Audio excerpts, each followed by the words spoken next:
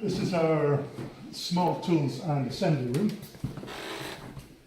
So at the moment you can see there's somebody working on a guitar, using a rubber tyre to make a surround for the clock. It will be painted yellow like the rays of the sun. We've got a chap making kids' wheelbarrows. Because strong, durable, it's a legacy thing. A child will play with it, and then his children will play with it, and so on and so forth. We have our leather workbench here, where we have facilities for people who aren't as strong, because you don't need big muscles to do leather work. It's more of an artistic input, so that works quite well. Here is something that I'm particularly proud of, because I've put in a lot of funding bids for this machine. This is a scroll saw, and you can use it to cut things as delicate as that. Through here, we've got our wood turning room. As you can see, somebody's making a chess set at the moment. Some of the more esoteric things. This is a drum called a cajon, which one of the members is building, who's musically inclined. We've got another member who makes toys, but the amazing thing is he makes them freehand. No plans, no nothing, he just puts them together. And that's really quite amazing. Yeah, a lot of detail into that. Huge amount, yeah. So we've got our two woodworking benches.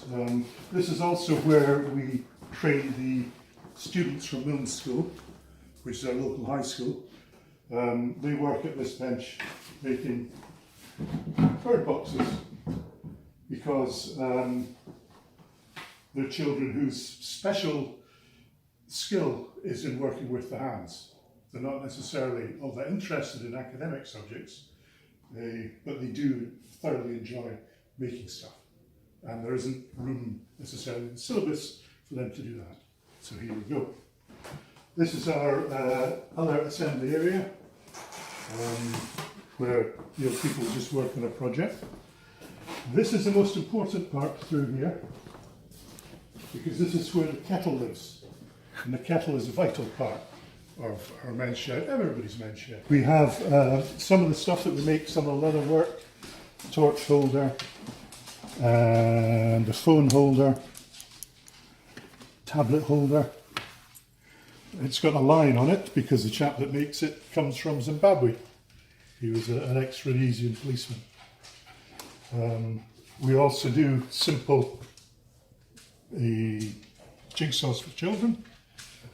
And then we turn bowls and pens. And when things are absolutely dark, we don't have much to do, we make fairy doors. So we're making more of them for Christmas. We also involved in the community.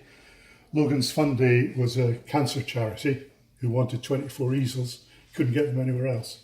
So we made them for them, as you can see there.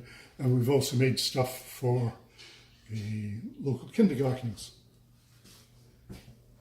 which not only did we get the satisfaction of making them, but the kindergartens got so much more bang for the buck, because that particular set of blocks was about 800 quid from their catalogue, and we could make them for half that. When people come to the shed, they can either bring their own projects or work on a project, or they can just sit and natter if they want. That's fine, that's perfectly all right. Here we've got our IT stuff. So we have a fancy computer for doing photography work. We do some photography, but mainly what happens is that people take their treasured prints and slides and digitize them, so that they don't lose them, and so they can pass them on. So this is our outside woodworking shed. This is where we keep the heavy equipment, like the table saw and the planar thickness of the router table, big bandsaw. And the idea of this particular place is that all the vibration and the dust and everything else is kept to a minimum, so that we don't pollute the computers and so on upstairs. And the way that we work this is that we have 2 or 3 people who are qualified to work on dangerous machinery, and in our ethos of accessibility, if you're not qualified, you can do something under supervision.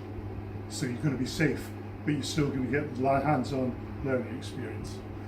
And it works well for us. And we're very pleased. We've been in business for about 4.5 years, but in that time we've been decanted twice.